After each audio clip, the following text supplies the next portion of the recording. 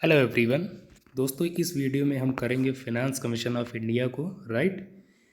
हम इसलिए करेंगे क्योंकि आप देखेंगे जो आपका ये टॉपिक है फिनांस कमीशन, ये आप देखेंगे एक ट्रेडिशनल टॉपिक तो है इनफैक्ट, बट आप देखेंगे जितनी बार यूपीएससी प्रीलिम्स होता है या आप देखेंगे जो आपके स्टेट पीसीएस के प्रीलिम्स एग्जाम्स होते हैं, इनफैक्ट जो अदर एग्जाम्स भी होते हैं, वहाँ पर आप देखेंगे इस टॉपिक से हमेशा सवाल पूछे जाते रहे हैं। राइट। पॉलिटी के तहत, और जानते हैं पॉलिटी का ये सबसे इंपॉर्टेंट टॉपिक है। राइट। तो इसी वजह से हम इस टॉपिक को करेंगे और बहुत डिटेल में करेंगे। इस टॉपिक से रिलेटेड जितने भी कंसेप्ट्स हैं, जो फैक्ट्स हैं, वो सारे के सारे हम करने का प्रयास करेंगे। राइट। तो दोस्तों, इस वीडियो को करने से पहले आप सबसे एक रिक्वेस्ट है, अगर आपने इस चैनल पे पहली बार विजिट किया है तो चैनल को सब्सक्राइब जरूर करें। वीडियो ठीक लगे तो आप इस वीडियो को लाइक जरूर करें। राइट। तो चलिए डिस्कस करते हैं दिस वन। तो ये सारे चीज़ें हम डिस्कस करेंगे फिनांस कमीशंस की, और बहुत इंपॉर्टेंट अगेन ये वीडियो होने जा रहा है। राइट। तो चलिए डिस्कस कर लेते हैं और इसकी बेसिक बातें पहले हम शुरू करते हैं। ये तो संविधान के आप देखेंगे आर्टिकल 280 में इसके बारे में बताया गया है कि जो अनुच्छेद 280 है वो डील करता है फिनांस कमीशन से। राइट। और उसमें ये बताया गया है कि बेसिकली जो आपका फिनांस कमीशन होगा, there shall be a finance commission as a quasi judicial body constituted by President of India every 5th year. ये आपको ध्यान रखना है। इसका जो गठन होता है हर 5 सालों पे होता है। राइट। और किसके द्वारा? तो प्रेसिडेंट ऑफ इंडिया के द्वारा। ये आप ध्यान रखेंगे, अनुच्छेद 280 में ये बताया गया। और ये भी बताया गया है अनुच्छेद 280 में कि ये जो आपका फिनांस कमीशन होगा ये किस प्रकार का होगा? As a quasi judicial body. Right. तो यहाँ पर आपको ये जानना बहुत इंपॉर्टेंट आपके लिए कि क्वासी जुडिशियल बॉडी क्या होती है। राइट। This one. तो क्वासी जुडिशियल बॉडीज़ का मतलब ये होता है कि सबसे पहले आपको मालूम होना चाहिए कि जुडिशियल बॉडी क्या होती है। और जुडिशियल बॉडी का मतलब होता है, आप सिंपली आप कह सकते हैं कोर्ट। राइट। कोर्ट का काम क्या होता है कि आप देखेंगे जितने भी केसेस होते हैं वो देश के, वो सारी चीज़ें को सुनती है और फिर उन पे जो अपना वर्डिक्ट देती है। राइट। बेसिकली आप कह सकते हैं कि जो लॉ एक प्रकार से इम्प्लीमेंट भी करती है कई बार कोर्ट्स। राइट। ये आप ध्यान रखेंगे। जो आपकी क्वासी जुडिशियल बॉडीज होती हैं, जिन्हें आप हिंदी में बोलते हैं अर्ध न्यायिक संस्था, नाम से आपको पता चल रहा है अर्ध न्यायिक संस्था, इसका काम होता है कि ये भी एक प्रकार से आप देखेंगे न्यायिक काम करते हैं, लेकिन इनके पास उतनी शक्तियाँ नहीं होती है जितनी एक कोर्ट के पास होती है। राइट। इसके अतिरिक्त जो आपकी क्वासी जुडिशियल बॉडीज होती हैं, इनका जो देखेंगे दायरा भी सीमित होता है, यानी एक फिक्स्ड एरिया के ही केसेस सुनती हैं। राइट। और बेसिकली आप देखेंगे जो क्वासी जुडिशियल बॉडी जो होती हैं वो सरकार की, जो आप देखेंगे कई आप देखेंगे बेसिकली जो प्रशासन से रिलेटेड जो वाद विवाद होते हैं उनको ही ये डील करती है, सुनती है। राइट। ये आप ध्यान रखेंगे। इसके अतिरिक्त जो क्वासी जुडिशियल बॉडीज होती हैं इनके वर्डिक्ट्स को आप कोर्ट में चैलेंज कर सकते हैं, या कई बार आप देखेंगे जो कोर्ट होती हैं वो खुद ही ऑटोमेटिकली आप देखेंगे क्वासी जुडिशियल बॉडीज़ के जो वर्डिक्ट होते हैं उनको रिव्यू करने के लिए अपने पास उन केसेस को मंगा लेती है। राइट। तो सिंपली आपको ये ध्यान रखना है कि जो क्वासी जुडिशियल बॉडीज होती हैं ये भी एक प्रकार से न्यायिक काम ही करती हैं, लेकिन इनके पास सीमित क्षेत्र होता है, शक्तियाँ सीमित होती है। राइट। और ये देखेंगे बेसिकली जो सरकार के प्रशासन से रिलेटेड ही मामलों को सुनती हैं, और कई बार आप देखेंगे एक प्रकार से कोर्ट के लिए बहुत हेल्प का भी काम करते हैं, क्योंकि जो कोर्ट के जो अननेसेसरी मामले होते हैं उनको कोर्ट तक जाने से रोकते ही अब वहाँ उनको ये संस्थाएं ही सुलटा देती हैं। राइट। ये आप ध्यान रखेंगे। नेक्स्ट, अब आपको मालूम होना चाहिए जो आपका फिनांस कमीशन होता है इसका कंपोजिशन कैसे होता है, इसकी संरचना क्या होती है। राइट। तो ये आप देख सकते हो जो फिनांस कमीशन होता है ये आपको ध्यान रखना है, एक 5 सदस्यीय संस्था होती है, यानी 1+4। 1 का मतलब एक चेयरमैन और 4 इसके अदर मेंबर होते हैं, ये आप ध्यान रखेंगे। और इसके जो 5 सदस्य होते हैं इनका आप देखेंगे अपॉइंटमेंट प्रेसिडेंट महोदय के द्वारा किया जाता है। राइट। ये आप ध्यान रखेंगे। और इनका आप देखेंगे जो टेन्योर होता है बेसिकली सिंपली तो 5 साल का होता है, लेकिन इसमें ये अगर आप टेक्निकली बात करेंगे तो ये बताया गया है कि they hold office for such period as specified by the President in his order, यानी राष्ट्रपति जितने समय के लिए इनको गठित करेगा उतने समय तक ही ये कार्य करते हैं, और ये राष्ट्रपति अपने ऑर्डर के तहत ये चीज़ें डिक्लेयर करते हैं। राइट। ये आप ध्यान रखेंगे। यहाँ पर एक लाइन आपको जो दिखाई गई है ये बहुत इंपॉर्टेंट है। राइट। ये स्टेटमेंट वाले सवाल में ऐसी लाइंस डाल दी जाती हैं, आपको ध्यान रखना है कि they are eligible for reappointment, यानी कि जो फिनांस कमीशन के मेंबर होते हैं इनका आप देखेंगे री अपॉइंटमेंट किया जा सकता है। राइट। स्टेटमेंट में ऐसे आपसे बोल दिया जाता है कि जो फिनांस कमीशन के मेंबर होते हैं इनका री अपॉइंटमेंट नहीं होता है, तो वो गलत हो जाएगा। राइट। आप ध्यान रखेंगे इनका री अपॉइंटमेंट होता है। नेक्स्ट आपको इम्पॉर्टेंट चीज़ जो ध्यान रखनी है वो है कि जो बेसिकली इनकी जो क्वालिफ़िकेशंस होती हैं उनका डिटर्मिनेशन कौन करता है, पार्लियामेंट करती है। आपसे ऐसे सवाल पूछा जा सकता है कि जो फिनेंस कमीशंस के मेंबर होते हैं उनकी क्वालिफ़िकेशन को कौन डिटरमाइन करता है, तो ऑप्शन में आपको मिलेगा ऐसे president, vice president, prime minister, right, या सुप्रीम कोर्ट। आप ध्यान रखेंगे तो ये सारे गलत हो जाएंगे, सही होगा पार्लियामेंट। और पार्लियामेंट ही ये डिसाइड करती है कि इनके जो सिलेक्शन का जो प्रोसेस होगा, प्रोसीजर होगा, वो किस प्रकार होगा, यानी किस मैनर में ये सिलेक्ट किए जाएंगे, अपॉइंट किए जाएंगे। ये सारी चीज़ें आप देखेंगे पार्लियामेंट ही डिसाइड करती है, डिटरमाइन करती है, राइट। नेक्स्ट, तो चूँकि पार्लियामेंट डिटरमाइन करती है इनकी क्वालिफिकेशंस, तो आपको मालूम होना चाहिए इनकी क्वालिफिकेशंस क्या होती हैं, राइट।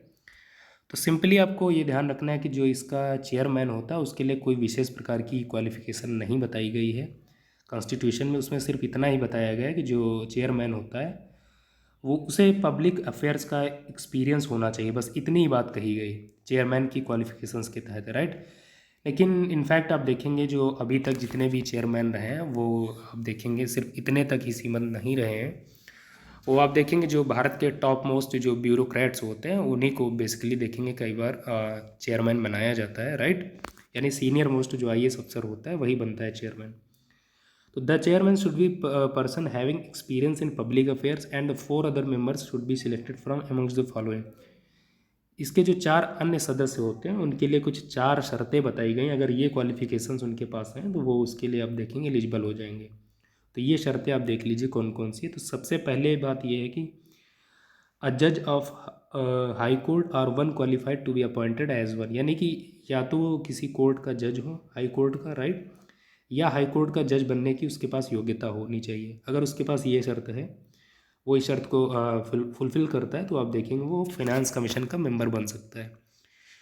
दूसरी बात बताई गई कि एक व्यक्ति जिसके पास आप देखेंगे स्पेशल नॉलेज हो किसमें, फिनांस का यानी वित्त से संबंधित, और दूसरा गवर्नमेंट के जो अकाउंट्स होते हैं, राइट, इन दो चीज़ों का अगर किसी के पास स्पेशल नॉलेज है तो वो फिर देखेंगे वो भी जो है मेंबर बन सकता है। तीसरी जो क्राइटेरिया वो ये है कि एक व्यक्ति जिसके पास वाइड एक्सपीरियंस है, वृहद नॉलेज है, अनुभव है किसमें, फाइनेंशियल मैटर्स में, और सरकार के जो प्रशासन या बेसिकली जो प्रशासन होता है, इन दो चीज़ों से रिलेटेड अगर किसी व्यक्ति के पास एक्सपीरियंस है तो फिर देखेंगे वो भी एलिजिबल है फाइनेंस कमीशन का मेंबर बनने के लिए। चौथी जो शर्त है, जो सबसे इंपॉर्टेंट क्राइटेरिया, वो ये है कि एक व्यक्ति जिसके पास स्पेशल नॉलेज है इकोनॉमिक्स का, राइट, यानी अर्थशास्त्र का जिसके पास विशेष ज्ञान है, वो आप देखेंगे फाइनेंस कमीशन का मेंबर बन सकता है। तो ये जो इसके 4 मेंबर होते हैं उसके लिए 4 शर्त होते हैं, इनमें से अगर आप कोई फुलफिल करते हैं तो आप फाइनेंस कमीशन का मेंबर बन सकते हैं। और जैसा कि पहले बताया गया कि जो इसका चेयरमैन है उसके लिए सिर्फ इतना ही बताया गया कि उसे जो है पब्लिक अफेयर्स का एक्सपीरियंस होना चाहिए, राइट। बस यही 4 शर्तें हैं, इनको आप ध्यान रखेंगे।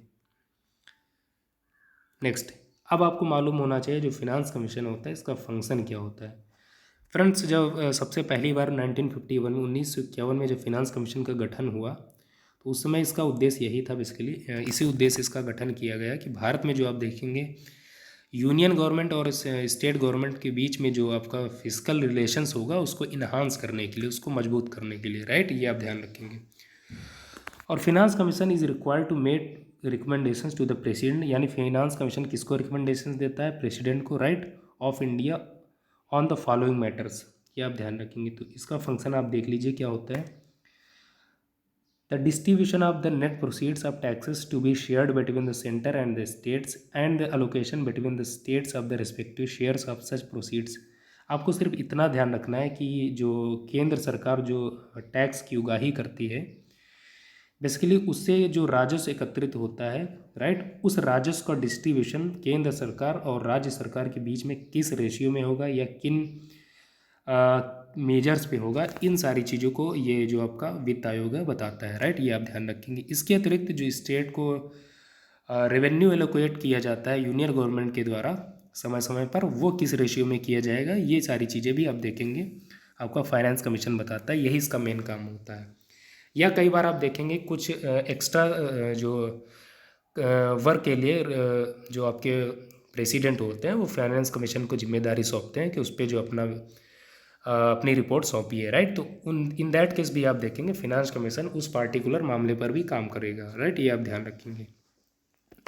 और यहाँ पर आपको एक छोटा सा नोट दिया गया है, बहुत इंपॉर्टेंट नोट है एग्जाम्स के लिए, राइट। नोट ये कहता है कि आप देखेंगे जो फिनांस कमीशन है ये अपनी रिपोर्ट किसको सौंपता है, तो आप बताएंगे प्रेसिडेंट को।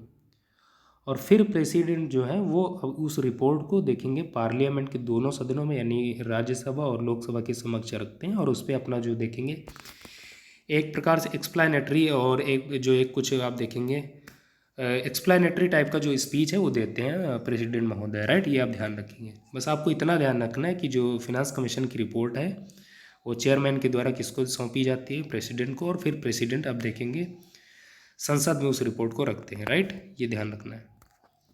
नेक्स्ट, अब इसका आप देख रहे हैं एक एडवाइजरी रोल होता है बेसिकली, और इसका क्या मतलब, इसका ये मतलब है आप देखेंगे जो फिनांस कमीशन की जो रिकमेंडेशंस होती हैं वो रिकमेंडेशंस जो होती हैं वो गवर्नमेंट पर बाइंडिंग नहीं होती, आपको ध्यान रखना है, इसीलिए हाईलाइट किया गया है, राइट। इन रिकमेंडेशंस का जो नेचर होता है सिर्फ होता है ओनली ऑफ एडवाइजरी नेचर, यानी आप देखेंगे सलाहकारी प्रकृति की होती हैं, बाइंडिंग नहीं होती गवर्नमेंट पे। ये अलग बात है कि यूनियन गवर्नमेंट अगर चाहे तो उन जो बेसिकली जो रिकमेंडेशंस होती हैं उनको इम्प्लीमेंट करे, या चाहे तो अडॉप्ट करे या चाहे तो ना करे, राइट। लेकिन जनरली ये देखा गया है कि जो यूनियन गवर्नमेंट है वो फिनांस कमीशंस के द्वारा जो रिपोर्ट दी जाती है, जो रिकमेंडेशंस दी जाती हैं, उनको जनरली सामान्य तौर पर आप देखेंगे उनको इम्प्लीमेंट करती है, उन पे देखेंगे फॉलो करती है। क्यों? क्योंकि एक आप जानते हैं कॉन्स्टिट्यूशनल बॉडी है, तो उसको इग्नोर करना थोड़ा अपने आप में आप देखेंगे संविधान की एक प्रकार से कहीं ना कहीं अवहेलना करना हो जाएगा, राइट। ये आप ध्यान रखेंगे। इसके अतिरिक्त आपको ध्यान रखना है कि जो जब 1951 में इसका गठन किया गया था फिनांस कमीशन का, उस समय इसका ये उद्देश्य बताया गया था कि बेसिकली जो फिनांस कमीशन होगा ये भारत में आप देखेंगे फिस्कल फेडरलिज्म को बढ़ाने का कार्य करेगा, राइट। और इसीलिए बताया गया कि the constitution of India envisages the finance commission as the balancing wheel of fiscal federalism in India, यानी भारत में राजकोषीय संघवाद का आप देखेंगे राजकोषीय संघवाद को बैलेंस करने के लिए फिनांस कमीशन का गठन किया गया। और ये बात कौन कहता है, तो ये आपका संविधान कहता है, ये आप ध्यान रखेंगे, राइट। आपको मालूम होना चाहिए कि फेडरलिज्म क्या होता है। फेडरलिज्म आप देखेंगे एक प्रकार से बृहद कॉन्सेप्ट होता है, इस टाइप पे होता है, राइट। इसका मतलब यहाँ पर बहुत सारे स्टेट्स होते हैं और इन सभी स्टेट्स को साथ में लेके चला जाता है, और इनको कुछ आप देखेंगे पावर भी डिस्ट्रीब्यूट की जाती है, राइट। और फिर आप देखेंगे इस केंद्र में आप देखेंगे आपका एक सरकार होती है जिसे आप कई बार यूनियन गवर्नमेंट या सेंट्रल गवर्नमेंट भी बोलते हैं, राइट। यही होता है फेडरलिज्म। बेसिकली राजकोषीय संघवाद को बढ़ाने के लिए आप देखेंगे स्टेट्स के बीच में जो आपके फिजिकल रिलेशंस होंगे उनको इन्हांस करने के लिए इसका गठन किया गया है, ये आप ध्यान रखेंगे। नेक्स्ट, सो फ्रेंड्स ये बहुत इंपॉर्टेंट है, आप ध्यान रखेंगे जो इसकी रिकमेंडेशंस होती हैं वो बाइंडिंग नहीं होती हैं, फिर से मैं रिपीट कर रहा हूँ, राइट। इसकी रिकमेंडेशन बाइंडिंग नहीं होती हैं, ये सिर्फ आप देखेंगे एडवाइजरी टाइप की होती हैं, आप ध्यान रखेंगे, राइट। नेक्स्ट, अब 1951 से 2017 तक कुल आप देखेंगे 15 फिनांस कमीशन गठित किए गए हैं। आपको ये मालूम होना चाहिए, स्पेशली वनडे एग्जाम्स के लिए और पीसीएस के प्रीलिम्स के लिए बहुत इंपॉर्टेंट फैक्ट है, राइट। अगर आपने प्रीवियस ईयर्स के सवाल लगाए तो आप देखेंगे वहाँ पर ये सवाल पूछे गए हैं। सबसे पहले आप देखेंगे बेसिकली सबसे पहला जो आपका फिनांस कमीशन है 1951 में गठित हुआ, और इसके चेयरमैन थे के.सी. नियोगी साहब, राइट। जो दूसरा फिनांस कमीशन था इसके अध्यक्ष थे के. संथानम, और इसका गठन हुआ 1956 में। तीसरा जो आपका फिनांस कमीशन है इसका गठन हुआ 1960 में, और इसके अध्यक्ष थे ए.के. चंदा साहब। चौथे फिनांस कमीशन के जो अध्यक्ष हैं वो डॉक्टर पी.वी. राजमन्नार साहब, और इसका गठन हुआ था 1964 में, राइट। Doctor PV. राजमन्नार साहब ने ही कहा था कि बेसिकली जो इसकी फिनांस कमीशन की जो रिकमेंडेशंस हैं वो बाइंडिंग टाइप की नहीं होती हैं, वो एडवाइजरी टाइप की होती है। लेकिन कई बार अगर कोई जब पार्लियामेंट कोई विशेष कानून बना देती है तो फिर वो बाइंडिंग भी हो सकती है, राइट। तो ये कथन किसका है, तो डॉक्टर पी.वी. राजमन्नार साहब का, आप ध्यान रखेंगे। चौथे फिनांस कमीशन के अध्यक्ष रहे हैं, 1964 में इसका गठन हुआ था। फिर आपको मालूम होना चाहिए जो 12वां फिनांस कमीशन है इसके अध्यक्ष थे डॉक्टर सी रंगराजन, और इसका जो गठन हुआ 2002 में हुआ, राइट। 13वें फिनांस कमीशन के अध्यक्ष थे डॉक्टर विजय केलकर, और इसका गठन हुआ 2007 में। 14वें फिनांस कमीशन का जो गठन है 2013 में हुआ और इसके अध्यक्ष थे YV रेड्डी साहब। 15वें फिनांस कमीशन के अध्यक्ष हैं NK सिंह, जो सबसे लेटेस्ट है आपका, और इसके अध्यक्ष इसका गठन हुआ 2017 में, इसके अध्यक्ष थे NK सिंह, राइट, आप ध्यान रखेंगे। और जो 15 फिनांस कमीशन है इसने 2020 में गवर्नमेंट को अपनी रिकमेंडेशंस, अपनी रिपोर्ट सौंप दी, आप ध्यान रखेंगे, राइट। तो हमने केवल 8 क्यों डिस्कस किया, आपको मालूम होना चाहिए।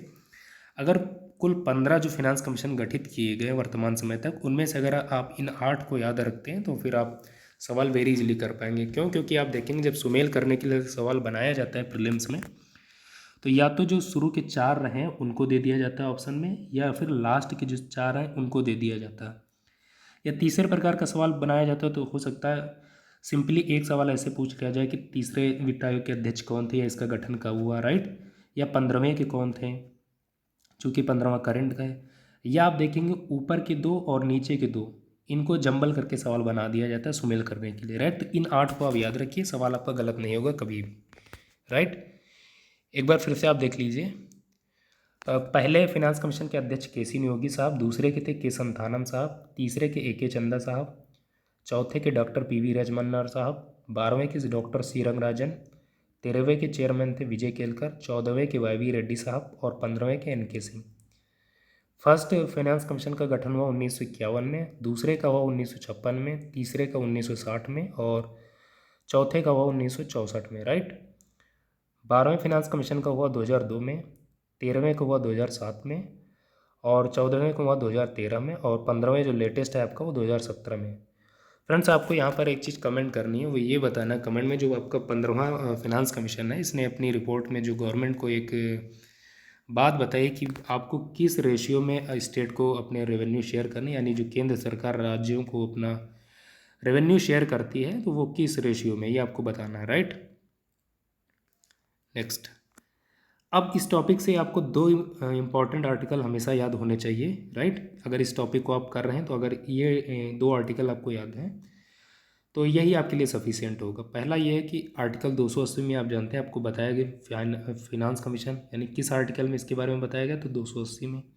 और ये एक संवैधानिक संस्था है, राइट, जिसका गठन प्रेसिडेंट के द्वारा होता है, राइट। ये एक क्वासी जुडिशियल बॉडी होती है, अर्ध न्यायिक संस्था होती है। इतनी बातें आपको मालूम होना चाहिए। प्लस संविधान का जो अनुच्छेद 281 उसमें ये बताया गया recommendations of the finance commission, यानी वित्त आयोग की जो रिकमेंडेशंस होती हैं वो संविधान के किस अनुच्छेद में बताई गई, तो 281 में। ये 2 फैक्ट्स आपको हमेशा मालूम होने चाहिए, ये चीज़ें, राइट। यही 2 आर्टिकल आपके लिए इंपॉर्टेंट है इस टॉपिक से। सो फ्रेंड्स, आज के इस वीडियो में हमने फिनांस कमीशन ऑफ इंडिया को कवर किया और मेरा यह प्रयास था कि इस टॉपिक से रिलेटेड जितने भी फैक्ट्स हैं एग्जामिनेशन के पॉइंट ऑफ व्यू से, प्लस अगर आप मेंस भी देने जाएं तो उन मेंस में अगर सवाल पूछा जाए इससे तो आप उसको करने की स्थिति में आप खुद को पाएँ, तो इसको करने का प्रयास मैंने किया है एंड आई होप कि आपको निश्चित ही ये वीडियो ठीक लगा होगा। सो फ्रेंड्स, आप कमेंट में बताइए कि अगर आपको ये वीडियो ठीक लगा है तो इस वीडियो को लाइक करें, अगर नहीं भी ठीक लगा तो आप अपने सुझाव दे सकते हैं, उससे उसमें कोई असुविधा नहीं है, right. So friends, I hope कि इस वीडियो ने आपको काफ़ी हेल्प की होगी। और दोस्तों, पॉलिटी का एक इम्पॉर्टेंट टॉपिक है, हम पॉलिटी के जितने भी टॉपिक अभी बचे हैं, क्योंकि हमने पहले भी बहुत सारे टॉपिक किए हैं, जो भारत की राज्य व्यवस्था वाली प्लेलिस्ट है कुमार PCS अकेडमी पे, उस पर आप वीडियो देख सकते हैं और हम उसी प्लेलिस्ट को आप देखेंगे कंटिन्यू कर रहे हैं। तो जो रिमेनिंग टॉपिक हैं इंडियन पॉलिटी के, जो मोस्ट इंपॉर्टेंट टॉपिक्स हैं एग्जामिनेशन के पॉइंट ऑफ व्यू से, हम उनको आने वाले समय में करने का प्रयास करेंगे, राइट। सो फ्रेंड्स, इसी नोट के साथ इजाज़त चाहता हूँ, मिलेंगे नेक्स्ट वीडियो में, तब तक के लिए बाय बाय, जय हिंद।